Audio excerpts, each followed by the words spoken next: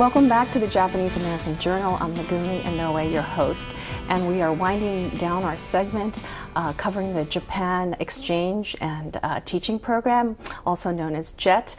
We have back on with us our JET coordinator from the Japanese Consulate in San Francisco, Peter Weber, and our educational advisor to the consulate, Sumi Kato, to wind up, give us last-minute details on the application process for our viewers who want to take part this year in the JET program. So if you're interested in applying this year for the JET program, the application will be available online sometime at the end of this month, and it'll be due at the end of November, early December. Okay.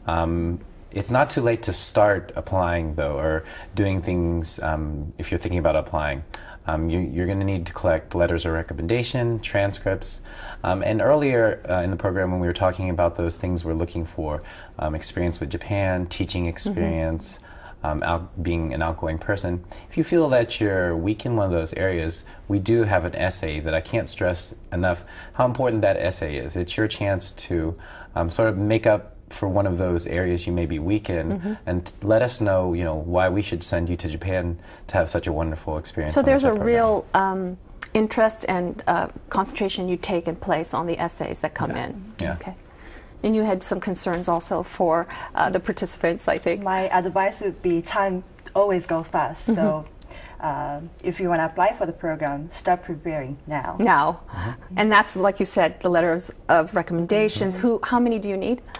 Two. And start thinking about why you think you should be considered to be a participant for the JET program.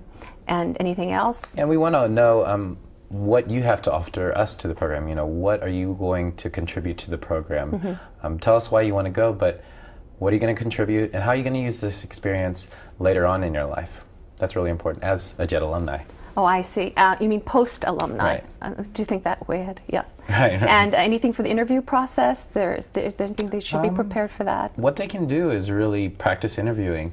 A lot of universities will do mock interviews for you, and sometimes somebody is great on paper, but when we meet them in person, they just psych themselves out and are shy and quiet in the interview.